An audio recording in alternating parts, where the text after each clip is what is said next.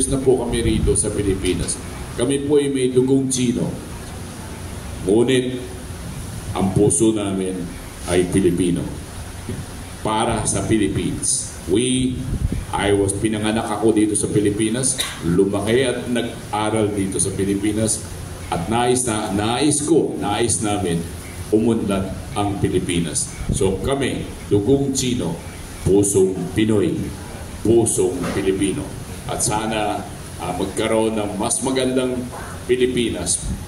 Pare-pareho tayo sa isang barko. Ang pangalan ng barko ay Pilipinas. Kaya magsama-sama tayo. Tulungan natin ang Pilipinas para umunlad. Pleasant good morning and maraming salamat for joining us this morning. Maraming salamat, Dr. Cecilio Pedro, President FFCCCII, for your talk. Nakalimutan ko i-mention, chairman din siya ng Filipino at Chino Magkaibigan Foundation na nabigay ng 60 million worth of typhoon relief supplies and foods in the last few months, ever since yung mga baha. Next, we have a very important speaker. First, I'd like to say condolences to the family of the Tulfo family for the passing of yung nanay nila last week. And our speaker is, ang full name niya is Bienvenido Tulfo, pero mas sikat siya as Ben Bitag Tulfo. Ano siya, he is an advocate of reforms and change, championing the voiceless and the faceless in Philippine society. Yung mga inabuso, pinagsamantalahan, niloko at pinabayaan sa lipunan ng Pilipinas, siya ang champion nila. And nagulat ako ngayong umaga, narinig ko first time yung term na ginamit ni Mr. Ben Tulfo, nano-entrepreneur, kasi karamihan sa atin pinag-uusapan micro, small, and medium enterprises or MSMEs. Pero narinig ko kay Mr. Ben Tulfo this morning kanina over pandesal and coffee. Sabi niya, concern niya micro at nano entrepreneur. Let us welcome si Mr. Ben Tulfo, more popular as Mr. Bitag, for opening statement niya. Maraming salamat, mga bossing. Magandang umaga, bagamat mahulan. Mga kasama sa media, ako nagpapasalamat nandito kayo. Siguro nagtataka kayo kung bakit ako nandito, mga negosyante ito, mga kasama ko. Pero let me just state the fact. Nahihirapan ako mag-Tagalog pero gagawin ko lahat mix. Medyo sanay ako sa salitang English. Kaya kong Bisaya, kaya kong Japacano. Kaya chapsoy, halo-halo ang dating. Parang jack of all trade ako pagdating sa wika. Kaya lang, master of none. Dapat ni-master ko ang Filipino language. Anyway, mga bossing, simple lang, ano? Ano ba ba't nandito ako? Una sa lahat, ang media ay pang-apat na haligi sa ating bansa. Apat na haligi. Unang haligi ay hudikatura, legislatura, ehekutibo at ang media. At dahil ako'y nasa media executive ng company namin, Chief Executive Officer, Corporation, Bitag Media Unlimited Incorporated. For the last 22 years, we exist quietly, pero we observe what's going on. At dahil nasa Fourth Estate kami, tayo nandito ngayon, kasamahan ko kayo. Nakasalamin ako, pero matalas ang mata namin. At nakikita namin yung mga bagay sa ibaba na sumasalamin sa totoong pangyayari. Hindi ako anti-government. Magsasalita ako with authenticity. Katotohanan. Authenticity. Ibig sabihin, authentic means real. Hindi siya fake. The reality, ang realidad na nangyayari sa mundong ginagalawan natin sa Pilipinas, bansang Pilipinas, mahal natin yan. Magsasalita ako, bawang katotohanan. Walang labis, walang kulang, walang dagdag, walang bawas. precise. Ganun kami sa bitag. Nagsasalita ako ng balanse, patas at parehas, pero pinakikinggan magkabilang panig.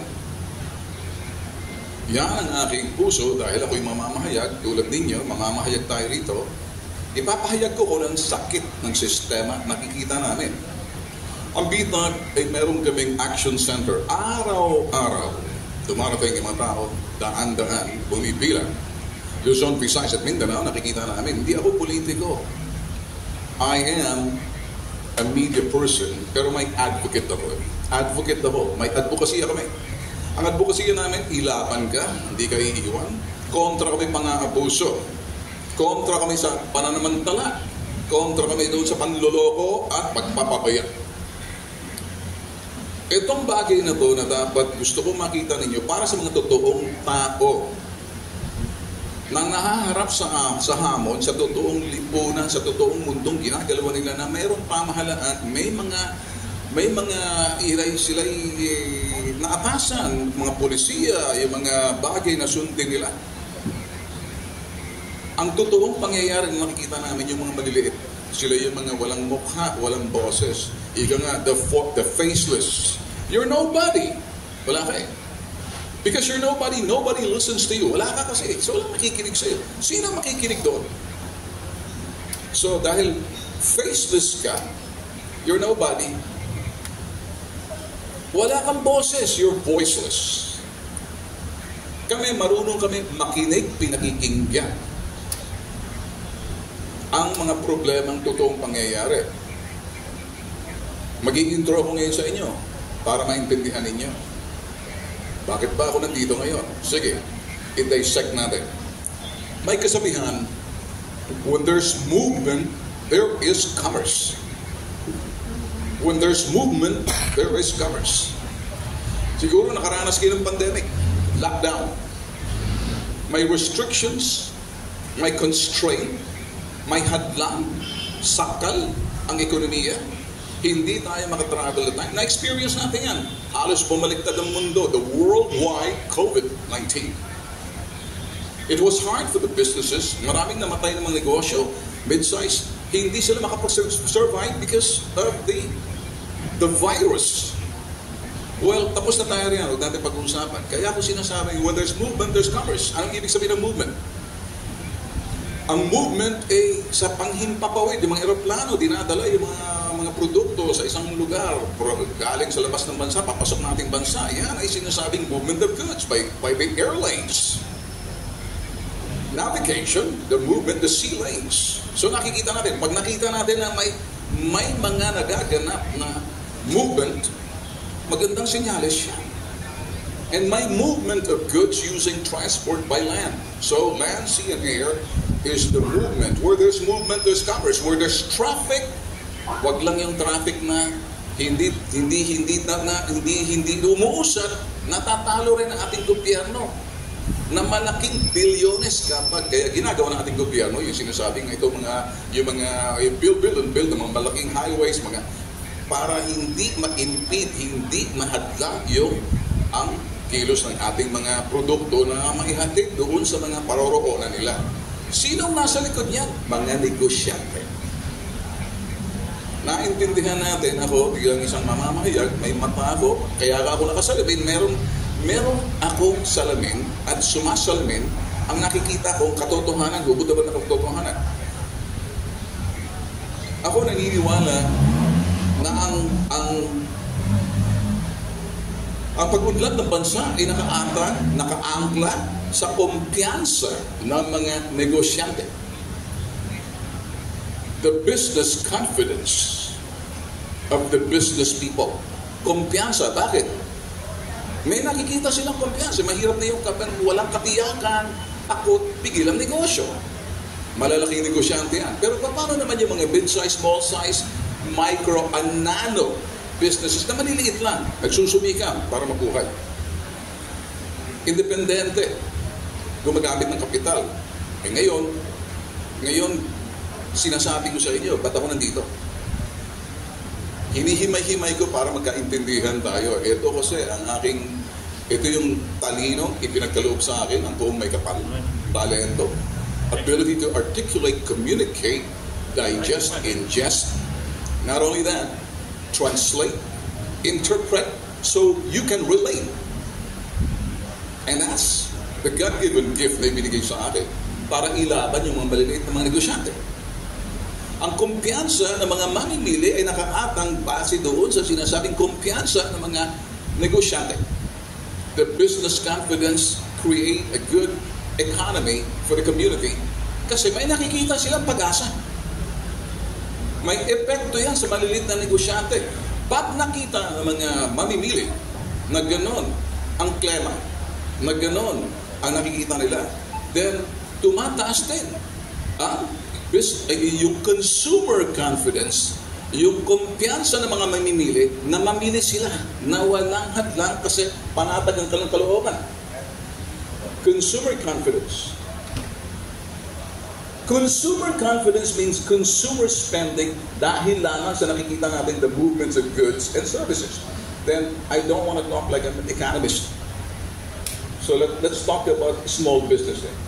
Ang bawat negosyo, binibigyan ka ng permit para sa simpleng negosyante ka, pupunta ka sa lokal na pamahalaan, apply ka ng business permit, mag-apply ka ng barangay permit, lahat ng permit gagawin mo, pati pag business ka, pupunta ka sa mga, pati yung kuminsan, binibisita ka para bentahan ka ng fire extinguisher. Kasi kung hindi ka kompleto. So now, yun ang sinasabi natin, the ease of doing business. May ibang bansa. One-stop shop, ini-encourage nila mga negosyante sa atin. I do not want to paint the picture na walang pag-asa kasi I will sell hope, the courage na meron. Hindi ako negatibo doon sa sinasabing nakikita ako. Positibo. May pag-asa. May pag-asa, kaya lang ang pag-asa ay doon sa mga nakaatang na binigyan, nakapangyarihan, sila ang magpapatupad ng mga polisiya. Sila magpapatupad ng kung ano ba'y tama base doon sa ipinalabas ng ating gobyerno ang polisiya. Ang polisiya kuminsan nasa gitna yan. Ginagawa. Dito nagkakaproblema kasi may interpretasyon yung mga kung sino magpapatupad ng polisiya. Ang polisiya na para magaling yung negosyo, para mapabilis, efficient, lalong bumabagal. Na ginawa ng pamahalaan para mapadali ang mga maliliit na negosyante, nano, micro, small businesses, na para magkaroon sila ng kumpiyansa, the spirit of entrepreneurship. Hindi tayo sosyalismo, hindi tayo komunismo. Demokratiko tayo, malaya tayo, the freedom, life, liberty to happiness. The freedom to engage business. Malaya ka. The freedom for you to create your happiness in life by to be able to come up with a business. Mahaba na ngayon. Magtyaga muna kayo sa aking mga sinasabi. Total, nakatape naman. And then i-breakdown nyo kung anong ibig sabihin. Bakit nagsasalita si Stephen ganito? Importante, naging maingat ako para yung mga regulators nasa itaas at baba nagkakaintindihan. Ang nagsasalita si Ben Tulfo, si Pipan. Ngayon, very simple lang. Sino ang tatayo doon sa mga negosyanteng pinahihirapan? Nawawala ng pag-asa, kumpiyansa dahil nakikita nila yung red tape. Dahil yung pulisiyang ginawa ng ating pamahalaan para madali, nagiging mahirap. Yung simple ginawang komplikado. Marami kaming nakikitang lumalapit sa amin, malilit na negosyante. Pinakikinggan namin. Nilalagay namin sa files. Pagdating sa files namin, anong tawag dito? Punong-puno kami. Environment, crime, economy, business, injustice, abuses, lahat yan. So nakikita namin, araw-araw, barometro yan ng totoong mga taong nakikipagsapalaran, lalong-lalo na yung gustong maging malaya at gustong magnegosyo para kumita na maganda naman para sa bansa. So ngayon, eto na ang kwento. Galing kang Leyte, galing kang Mindanao, mamamasahe ka, makaabot lang para isumbong, ipapitan yung kanilang naranasan. Mantakin nyo. O sige, ito totoo sa files namin to. Pwede namin mapakita ang files. Magsasaka ka man, simpleng driver ka man, magpahinante ka man, negosyanteng maliit ka man, apektado yan. Ang maliliit na mga negosyante, medium sa small businesses, micro businesses. Bumili siya ng furniture na kahoy, binili niya sa wholesaler, i-retail lang yun. May driver siya, may outlet siya, i-deliver sa kliyente. Mula doon sa kanyang tindahan, para i-deliver doon sa bumili sa dining set, sala set na mga nara. Ngayon, tapos na yun, sasabihin ng driver, o ito, i-deliver mo. Diniliver niya ng driver. Mula sa kanilang lugar, sa tindahan, pagpunta roon sa nakapili, i-deliver yung furniture and dining set na nara. Nandito na yung magaling na mga tawag dito, pulis. Kaibigan natin ng mga pulis. Dahil hindi nila naintindihan. It's a checkpoint sila. So tatawag din sila. May permit ka ba dyan? May kahoy yan eh. Saan ba nanggaling yung kahoy niya? Anong pakialam ng driver doon? Binili lang naman ng retailer sa wholesaler. Yung wholesaler, mura sa manufacturer. Yung manufacturer, ay siyang kumukuha ng mga lumber, siyang may permit dapat sa DNR. Kung nakikinig sa atin ng DNR, hindi ko kayo binabanatan dito. Nagsasabi lang ako ng hubot-hubad na katotohanan. Kasi ito nangyari. Hinuli mo ngayon yung driver. Kinumpis ka mo lisensya. In-impound mo yung kanyang truck doon sa police station. At ang police station, kakamot ng ulo, tatawag din sa DNR. Pagdating sa DNR, kasi tinutupad lang naman ng police kasi baka ay mga illegal laging gusto nang sabihin, lumber yan eh. Ang ganda niya, nara yan. Ganda ng may permit ka ba? Anong pakialam ng driver? Bakit mo kinumpis ka ang lisensya? Bakit mo in-impound yung truck? Kawawa naman yung malit na negosyante. Double whammy. Hahanapin nila. Kasi kung hindi mo mahanap yung permit niyan, ang tawag ko dyan, kabobohan eh. Ano naman ang pakialam ng taong pinili niya para gusto niya kumita? Kasi may wholesaler pa siya, may manufacturer pa siya. Yung manufacturer, binibili niya doon sa mga lumber na hindi naman siguro yan. Kasi kung ang suspetsa wala ka, dahil lamang wala ka mapakita, hinuli mo yung driver, kinumpis ka mo lisensya, hindi siya makapagtrabaho, 2 linggo na, wala siyang kinikita. Yung negosyante, hindi ma-deliver, binubulyawan na ng kliyente. Kanino tatakbo yun? Mula sa Visayas, tatakbo ngayon sa Bitag, ipinabitag. And then, nakita namin. Tinawagan namin ng presinto, tinawagan ng DNR. Ang tanong sa kanila, ikaw, kolokoy ka, ulihin mo yung nagtatransport ng mga troso, bantayan mo sa checkpoint, hindi yung furniture na yan, alam ko mula sa troso na binili ng retailer sa wholesaler, sa manufacturer. Yung manufacturer, yung lumber, doon ka kukuha. Kung hindi lang kami nakialam, kawawa naman yung driver, magugutom, kumakalam yung sigmura. Yung isang negosyante, nawawala na ng pag-asa. Ganito naman ang nangyari sa atin dito. Kanino sila tatakbo? Kaya may bitag. Ipinapitag. Isang tawag lang namin. At sinabi namin, sino ang nagbigay sa karapatan i-impound yan? Ano ang mo? Anong karapatan mo? Binigyan kami ng rason. Sabi namin, gusto mo bang lumipad kami dyan para tawagin yung pinaka-director ninyo dyan sa region na yan, paharap sa'yo, pati chief of police, pati yung mayor, darating ako dyan. Mamaya-maya, sir, okay na, release na natin. Paano na lang kung ikay simpleng tao? Mananatili ka roon. Ito na naman. Case number 1. Ikaw ngayon, dito, may negosyo. Ang negosyo mo, travel and tours. Siyempre, kukuha ka ngayon ng permit sa DOT. Dahil travel and tours ka ngayon. Sa tagal ng panahon, hindi pa ma-release kasi nasa bakasyon. Nag-seminar. Hindi pa napipirmahan. So, mahihirapan yun. Pag ganun klaseng, kumbaga, pag tinawagan mo naman, nagla-lunch, lumabas, ay may meeting. Hindi ba nakakabwisit? Ang ibig kong sabihin dito, hindi ba narinig yung salitang Mamayan muna, wag mamayana. Nangyayari pa rin yan. Alam ko naman meron tayong ARTA, anti-red tape sa ilalim ng tanggapan ng Pangulo. Nakakaabot pa sa kanila to. Well, kung walang magsusumbong, hindi makakaabot. Kung hindi mo na-report yung sinasabing red tape, ang ating pamahalaan, particular si BBM, sinabi niya na yan, na bilisan natin ang ating pagganito para to ease the ease of doing business. Doon ako sa maliliit, pero dito sa mga kasamahan ko ngayon, naintindihan nila. Polisiya sa importation, polisiya sa mga ganitong permit. Nagkakatagalan ako minsan pag medyo nagpabaya ka dyan, napabayaan mo, hindi mo inasikaso, dalawang klase lang. Sinasadya mo ba?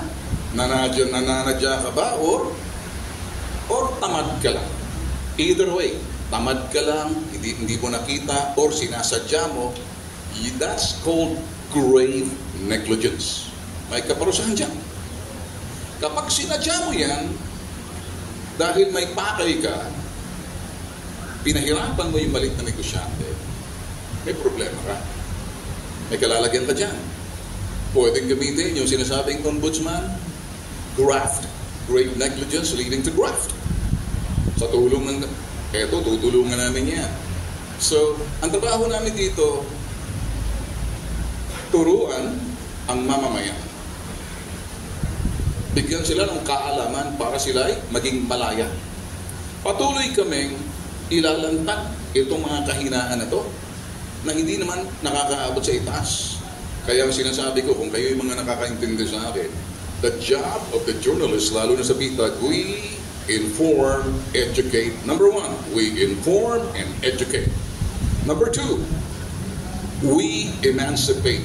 Bibigyan natin ng kalayaan sa pamamagitan ng punuan natin ng kaalaman sa mga bagay na nakikita namin para yung mga tutulog-tulog sa pansita, kumilos. Kung sakaling hindi tumatalab, patuloy kami, hindi kami magsasawa, ilantad, sana yung mga tao at ang mga tao mismo, sana darating ang panahon, kayo na magbabantay dahil kaalaman ang siyang. You know, we're empowering you now. We need more watchdog. Bantayan para makaabot sa itaas. Ano bang polisiya na maganda ang layunin? Pero naman, ang interpretasyon kung paano ginagamit, nagiging bureaucracia, nagiging red tape.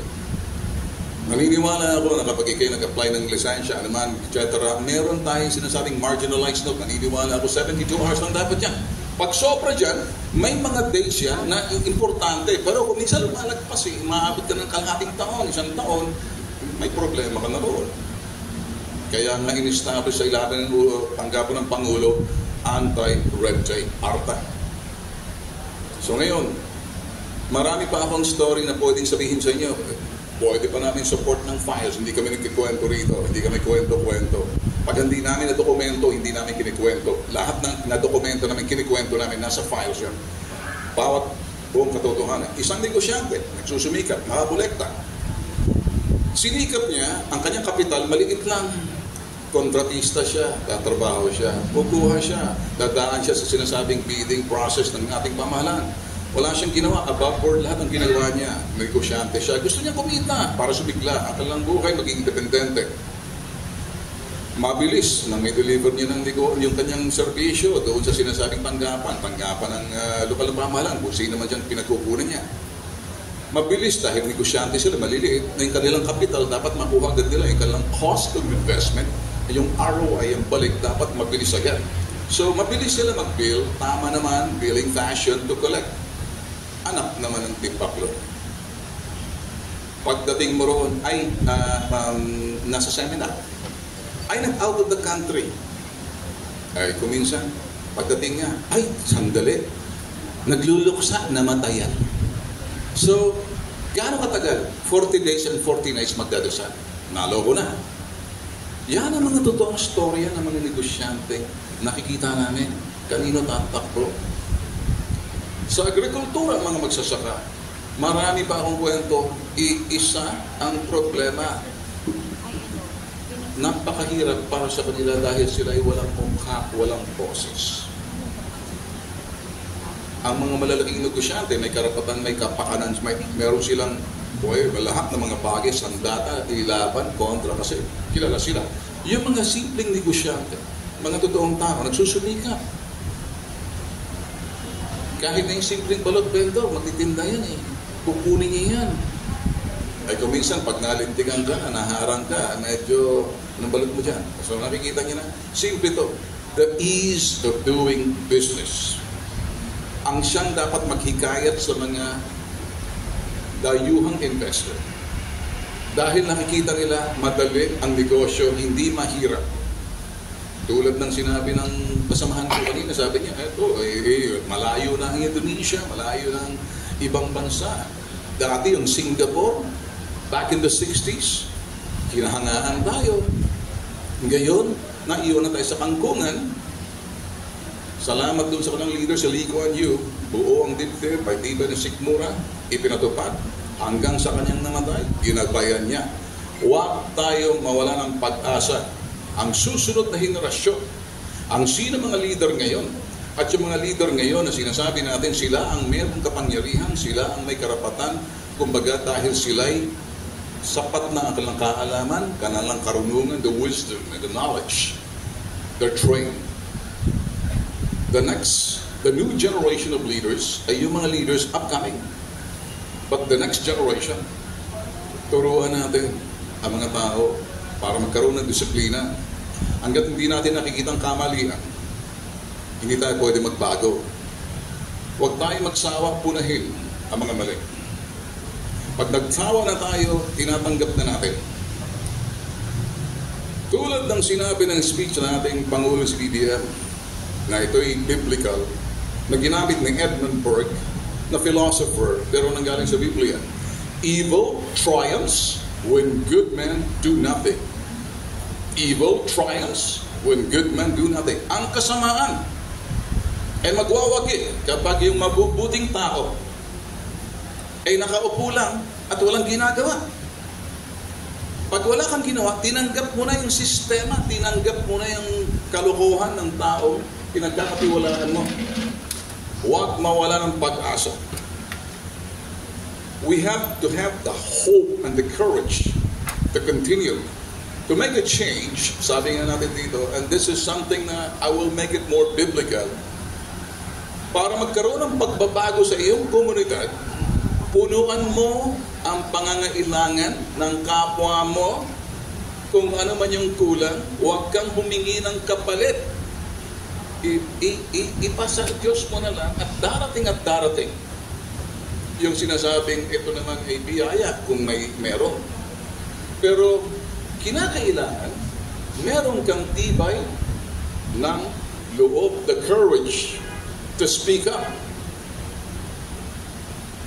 Pag nawalan ka na ng pag-asa, wala ka nang ilalaban, tatanggapin mo na. Kaya ayaw ko marinig na parang wala nang pag-asa to. Hindi, may pag-asa. Ang pag-asa natin sa susunod na henerasyon, kinakailangan natin mga leader sa itaas. Gabayan ang mga susunod na ito yung mga leader na parating. 3 henerasyon. The next generation, the new generation of leaders, and the now generation of leaders. The now generation, very important though, whether in politics or business, you'll understand what I'm saying. The now generation are full of wisdom, knowledge. Sila ang gagabay. Ganyan ang ginawa ni Lee Kuan Yew sa Singapore. Bagamat siya retired, patuloy pa rin siya nagbibigay ng gabay sa mga set of leaders, nakikipagtalakayan sa mga universidad, open forum, para ma-transfer yung teknolohiya at kaalaman para tumibay ang buo ang lid. Kaya gano'n sila sa Singapore. O pwede mangyari dito yan. Kaya kong ilaban, di ko kayo iiwan, pitag yan. Pero ikaw ba'y umaasa at may pag-asa? Kasi kung wala kang pag-asa, iatang mo sa amin, ano mangyayari yun? Ilalaban ko lang. Tapos wala kang gagawin. Hindi, sama-sama to. Tuloy ang laban. Laban doon sa sinasabing mga nagpapabaya. Sa mga negosyo, sa mga maliliit na taong gusto magsumika. Sabi nga natin dito, the American way, in pursuit to life, liberty, and happiness. Meron tayo dito sa Pilipinas yan. Sikap at tiyaga ang kailangan natin. Pag-asa. Manindigan ka, huwag ka matakot. Kapag medyo hindi mo kaya, takbo ka. Kanino ka takbo? Kay Ben Tulfo sa Pitag. End of story. Next. Thank you very much, Mr. Ben Pitag Tulfo, for your opening statement about yung mga oppressed, mga neglected sa society, tsaka problema sa red tape and ease of doing business. Thank you. Para sa mga tanong, pakiredy yung mga tanong ninyo. Next, our last person to give an opening statement, na mention kanina ni Mr. Tulfo na ilang beses siya minention 2-3 times about Singapore being an open economy, globally competitive, na noon hanga sa atin, ngayon hanga na buong mundo sa kanila. This next speaker, Mr. Orion Perez Dumdum, has been an OFW in Singapore for many years sa IT industry, pero nakilala siya in public kasi nakita natin siya sa TV. He was invited by the Senate to be a resource person to speak about economic reforms na kailangan ng economy to help the small and medium and other businesses. And then kanina sabi